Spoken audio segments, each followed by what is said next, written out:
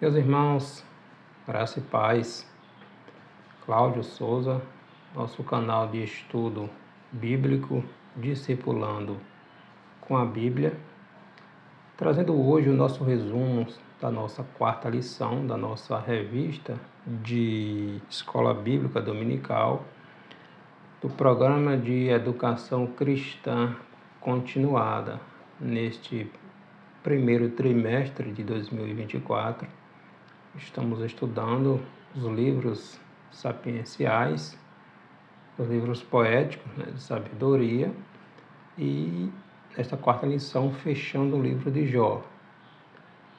Nós estudamos nas lições anteriores a história do patriarca, o que Jó passou, enfrentou, as calamidades que vieram sobre Jó e os diálogos, as acusações que Jó teve de ouvir, de enfrentar dos seus amigos. Na nossa lição anterior, pegamos ali do capítulo 38, do capítulo 32, quando Eliú aparece apontando, dizendo que o sofrimento de Jó era um tipo de correção. No capítulo 38, aparece Deus respondendo ou conversando com Jó. Diante de tantos questionamentos, tantas perguntas que o patriarca faz, Deus se manifesta e começa a fazer perguntas estas que desconcertam o patriarca, pois diante da grandeza de Deus, das perguntas que Deus faz a Jó, Jó fica calado, pois não tem como a criatura argumentar com o seu Criador. Hoje vamos estudar do capítulo 40 ao 42, fechando o livro de Jó, a resposta de Deus e a restauração de Jó. Os objetivos da nossa lição: enfatizar a soberania de Deus no trato com Jó e seus amigos, entender o motivo de Deus ter repreendido os amigos de Jó e explicar como se deu a restauração do patriarca quando orava por seus amigos. Mesmo acusada pelos amigos de estar ocultando seus pecados, Jó manteve-se íntegro diante de Deus, mesmo diante do sofrimento. Jó não pecou contra Deus. Ao final de todos aqueles infortúnios, de todos aqueles problemas, de todas aquelas enfermidades, diante da majestosa e magnificência, sabedoria de Deus, Jó percebe a grandeza do Senhor, rende-se e em seguida Deus restaura, Deus muda o cativeiro de Jó. O que é que aprendemos com isto? Deus não deixa seu povo prostrado ou desesperado para sempre. Deus não deixa o seu povo prostrado, desesperado, sem socorro. Mais cedo ou mais tarde, na terra ou no céu, as recompensas serão concedidas no tempo de Deus. Não compreendemos todas as coisas que passamos, que enfrentamos nesta vida. Mas de uma coisa temos certeza: Deus tem o controle de todas as coisas. Nem sempre teremos resposta para todos os questionamentos, mas desde que Deus esteja no controle da minha vida, da tua vida, tudo se encaminhará para o seu cumprimento, segundo a vontade de Deus. Uma coisa precisamos ter certeza, ter convicção, que os planos de Deus nunca, jamais são frustrados. Jamais. Jamais Deus perdeu o controle dos acontecimentos. Deus é perfeito. Deus sustenta tudo pelo poder da sua palavra. Então, mesmo diante dos sofrimentos, das dificuldades que enfrentamos, Deus tem o controle de todas as coisas. Em Romanos capítulo 8, versículo 28, o apóstolo Paulo diz: todas as coisas cooperam juntamente para o bem daqueles que amam a Deus, daqueles que são chamados para o seu propósito. A caminhada cristã tem obstáculos, tem pedradas, tem desertos, tem flechadas. Mas quando estamos alinhados com o chamado, com aquilo que Deus nos confiou, no centro da vontade de Deus, os vendavais até vêm, mas nós estamos firmados naquele que não se abala, naquele que nunca perdeu e nunca perderá uma batalha. E em Cristo nós somos mais do que vencedores, porque os justos sofrem. Sim, os justos também sofrem, mas é no sofrimento que nós aprendemos lições valiosíssimas. São nas dores, nos sofrimentos que nós somos forjados, que nós somos treinados, que nossos sentidos ficam aguçados, porque nos levam a refletir, a ponderar as coisas. Então não abandone a sua fé, mesmo diante do sofrimento. Clame ao Deus que tem o controle de todas as coisas. O nosso texto áureo está no livro de Jó, capítulo 42, versículo 2.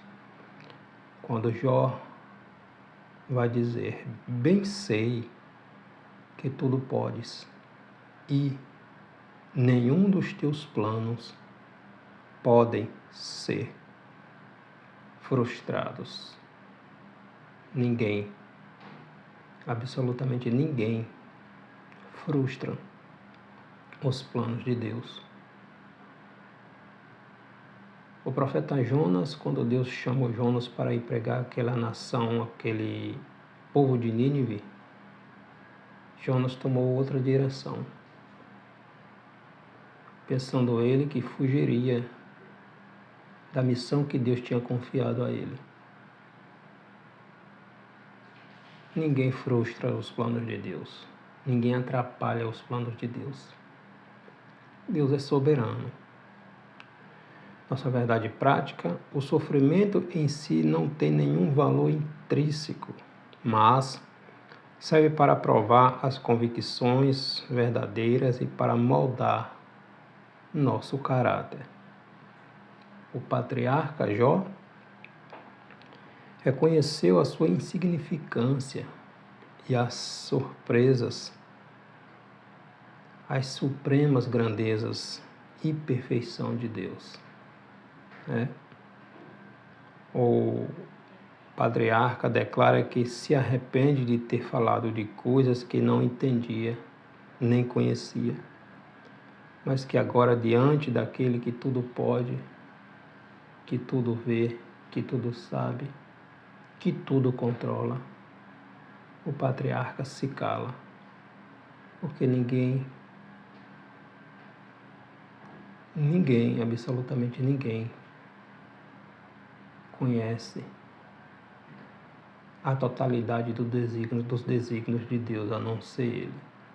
Deus revelou para o homem aquilo que precisamos saber. Mas Deus tem todo o poder. Deus tem todo o poder. Então, cabe a nós confiar, obedecer e dar glória, porque nós temos um Deus soberano.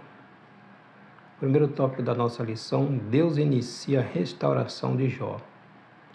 Capítulo 40, do livro de Jó, versículo do 1 ao 24. Deus continua o diálogo, conversando, fazendo perguntas a Jó, e Jó calado, ouvindo. Disse mais o Senhor a Jó: acaso quem usa de censuras contenderá com o Todo-Poderoso? Quem assim arguir a Deus que responda? Deus tinha muito mais para falar para Jó. Jó precisava aprender a confiar totalmente no Senhor, mesmo em face daquela calamidade, daquela situação, aquele fato até então incompreensível por ele, pois Jó não sabia a causa do sofrimento, a causa de toda aquela dor que estava sobre ele. As interrogações do Jó eram legítimas, sim, era sofrimento por cima de sofrimento, mas Jó excedeu os limites, defendendo demasiadamente a sua própria integridade, defendendo em extremo a sua justiça, a sua retidão, e questionava a justiça de Deus. Jó queria dialogar com Deus, perguntar por que aquilo estava acontecendo com ele, já que ele se sentia, já que ele era inocente.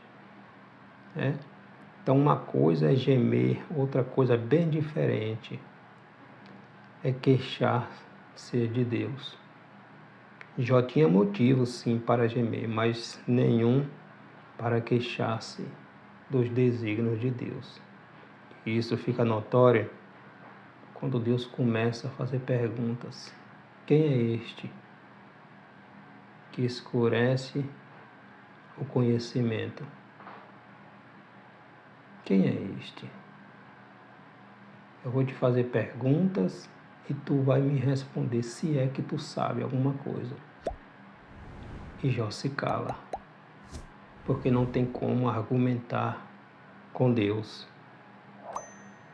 Jó capítulo 40, versículo do 3 ao 5. Então Jó respondeu ao Senhor e disse: sou indigno, que te responderia eu?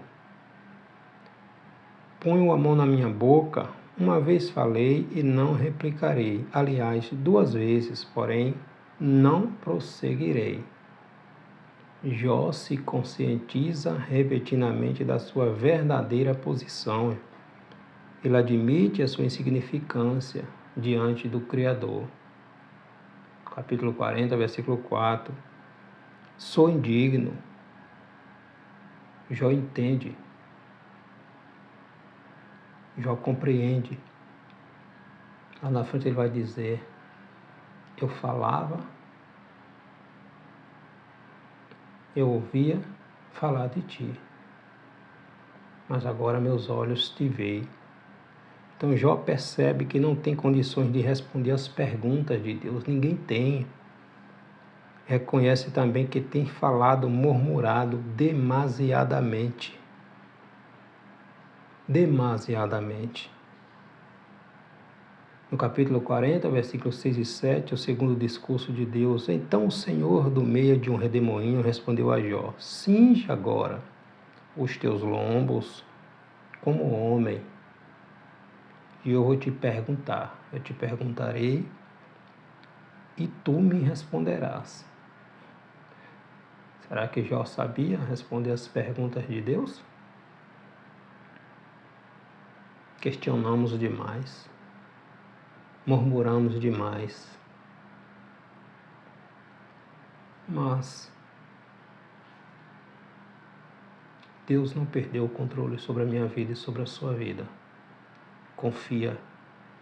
Entrega a tua vida nas mãos de Deus, porque você não se decepcionará. Jesus diz: buscar primeiro o reino de Deus e a sua justiça, a sua verdade. As demais coisas, no tempo de Deus, Deus acrescentará. Deus acrescentará. Por mais uma vez, Jó tentou mostrar que Deus era injusto em tratá-lo de maneira que estava fazendo, ou da maneira que estava fazendo. E chegou mesmo a ponto de desejar um advogado para receber as suas queixas, um intercessor que o viesse defender.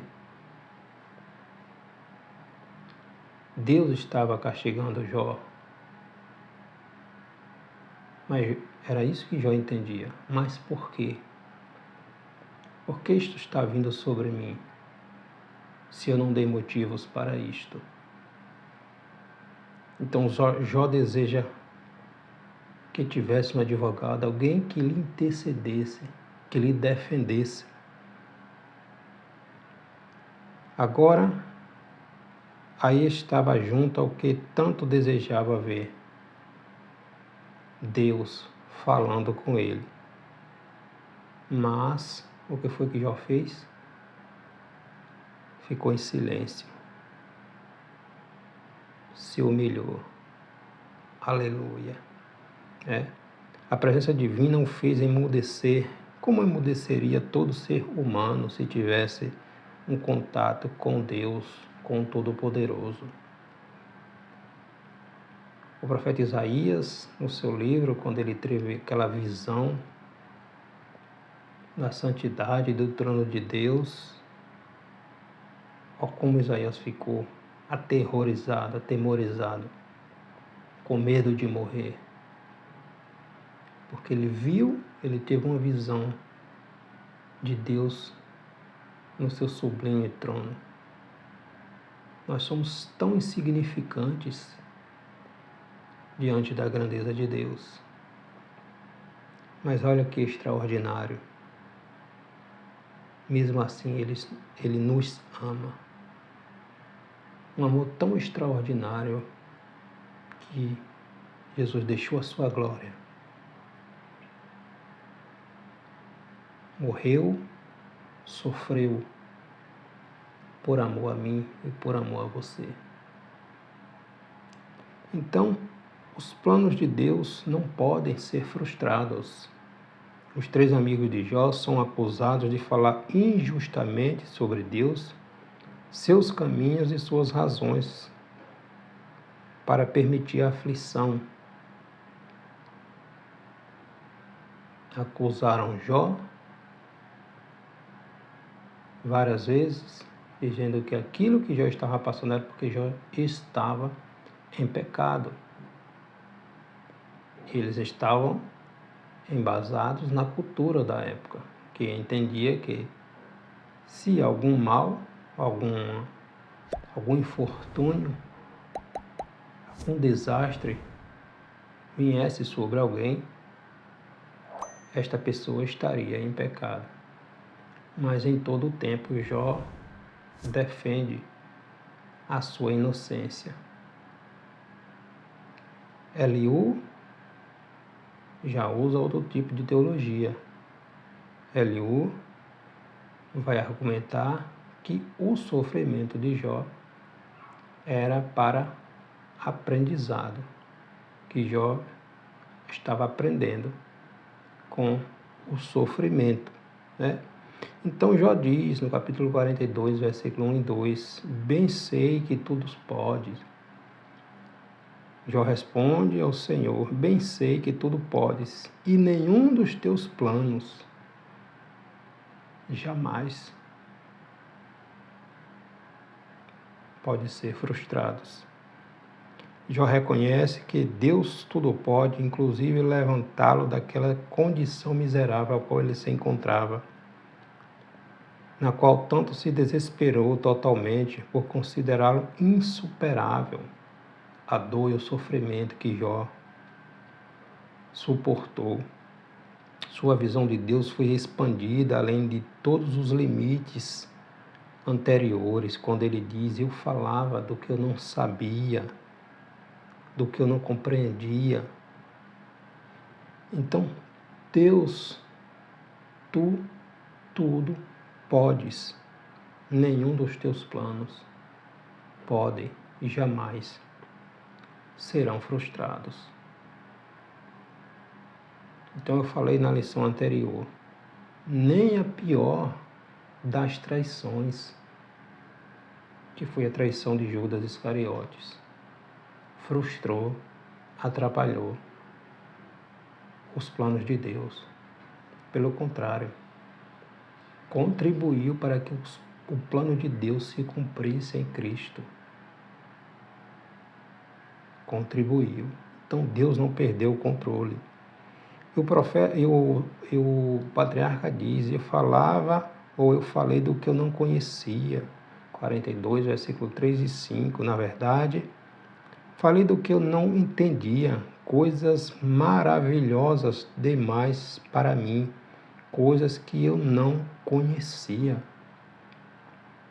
Jó falou do que ele não compreendia, proferindo coisas por demais elevadas para a sua capacidade. Ele se convence de que, no 42, versículo 5 e 6, ele diz: eu te conhecia só de ouvir falar, mas agora os meus olhos te veem. Por isso me abomino, me arrependo no pó e na cinza. Extraordinário. Quando temos um encontro com Deus, quando o nosso Senhor vem até nós, quando lemos a sua palavra, quando o Espírito Santo nos enche da sua presença. É extraordinário esta comunhão, esta harmonia com o nosso Criador, com o nosso Senhor, com aquele que não mediu esforços para nos resgatar, para nos levar de volta à comunhão com Ele, para nos levar de volta à comunhão com Ele. Então Jó diz: por isso me abomino e me arrependo no pó e nas cinzas. No capítulo 42, do versículo 7 ao 9, Deus repreende os amigos de Jó.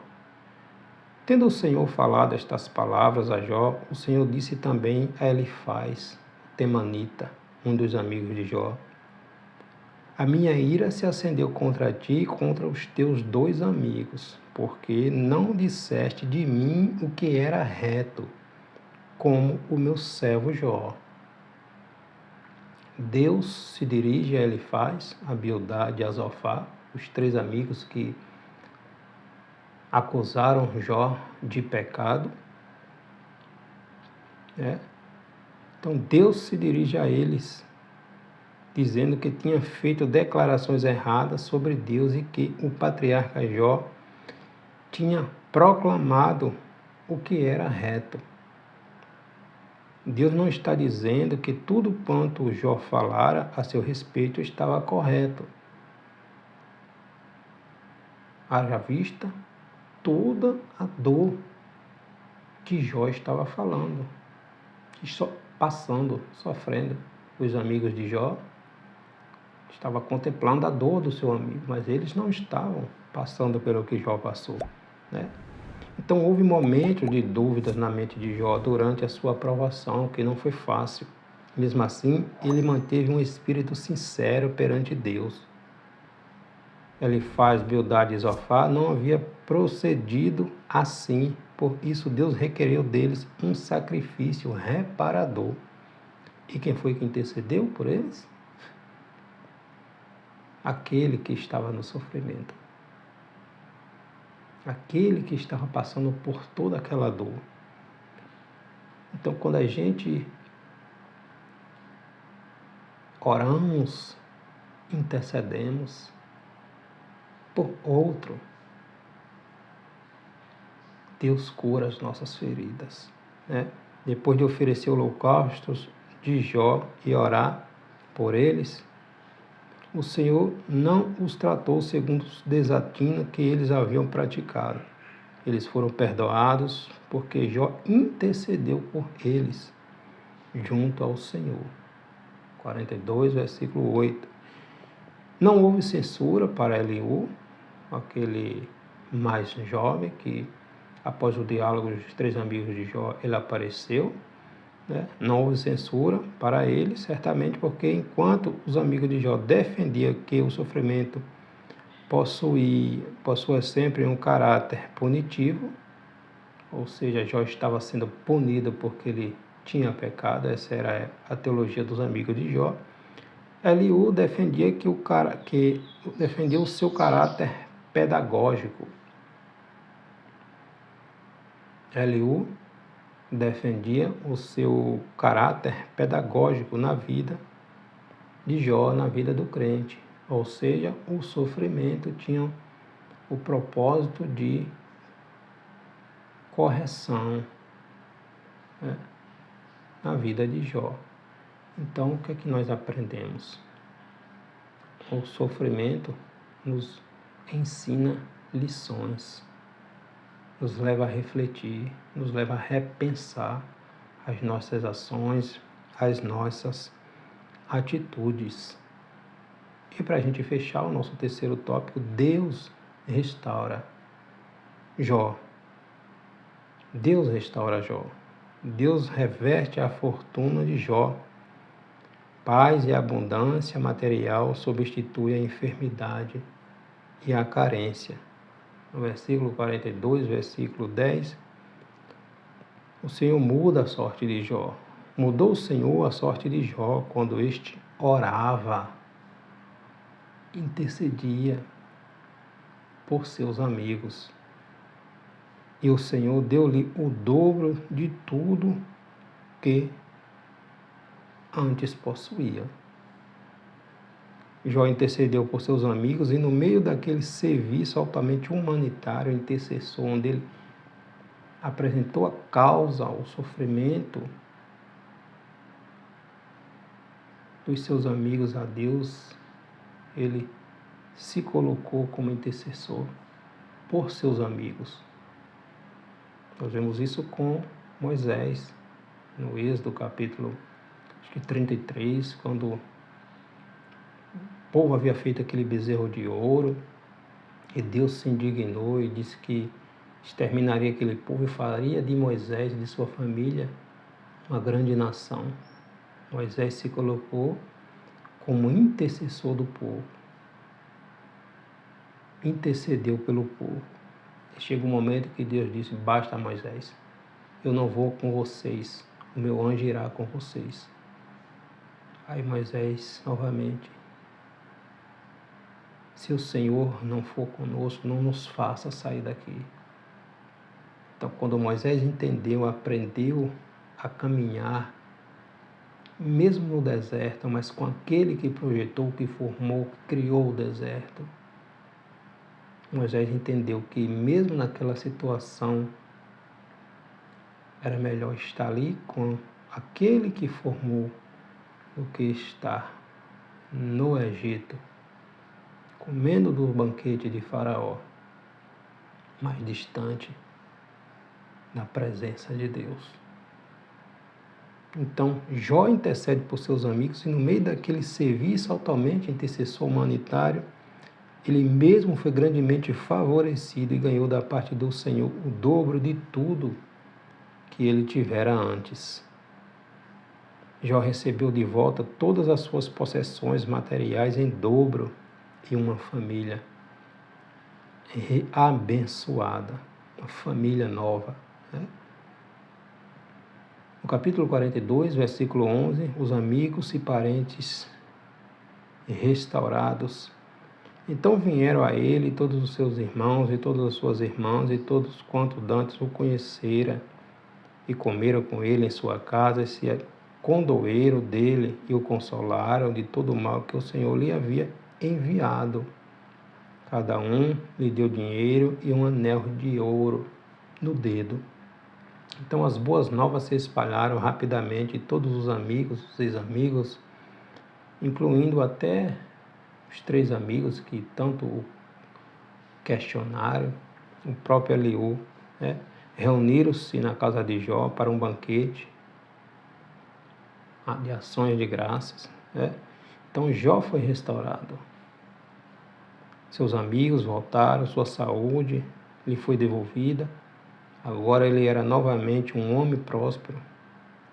E foi permitido a Jó ver a reversão do passado e o alvorecimento, o alvorecer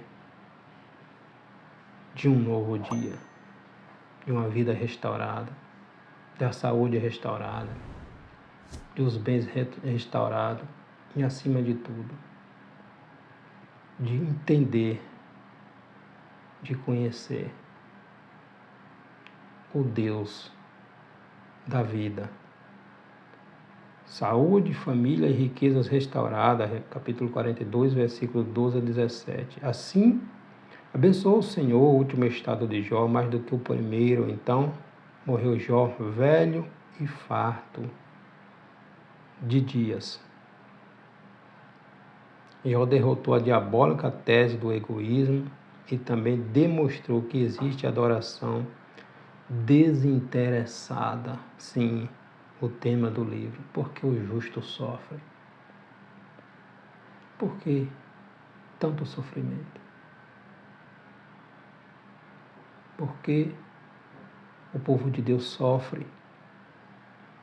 Novamente, Abacuque, o livro de Abacuque faz essas perguntas a Deus. Por que Abacuque, vendo a maldade no meio do povo de Deus, pergunta a Deus por que Deus tolerava tanto sofrimento, tanta maldade, tanta no meio do povo.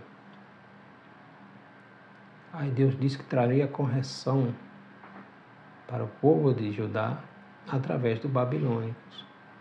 Quando Abacuque entende e vê que os babilônicos eram um povo muito mais ímpio do que o povo de Judá. E Abacuque pergunta a Deus como o Senhor vai usar uma nação, um povo mais ímpio ainda? Mas Deus responde ao profeta que os excessos dos babilônicos teriam preço. Chegaria o tempo que os babilônicos teriam que prestar contas a Deus. Aí o profeta vai entender que o crente, ele precisa ter fé. Mesmo não vendo, ele precisa ter fé. Ele vai dizer no capítulo 3, versículo 2: Ouvi, Senhor, a tua palavra e temi. O profeta entendeu que Deus tem o controle de todas as coisas. Capítulo 3, versículo 17, 18, ele vai dizer que ainda que a figueira não floresça, ainda que não haja fruto na videira, ainda que os problemas venham, eu confiarei em Deus. Então Jó morreu pleno de dias e não prematuramente, conforme esperava morrer diante daquele sofrimento. Então, através de Jó, Satanás é frustrado, porque Jó manteve-se íntegro a Deus, o que demonstra que é possível servirmos mesmo diante do sofrimento, servirmos ao nosso Criador. Vale a pena ser fiel a Deus. Deus não perde batalha, Deus não perdeu batalha. O diabo sempre vai nos acusar. Mas a história de Jó não nos mostra. Deus nunca dará as costas para o sofrimento do seu povo. Deus contempla tudo e todos. E no tempo certo, no tempo dele, ele chega com a resposta. Ele chega com a providência. Deus abençoe.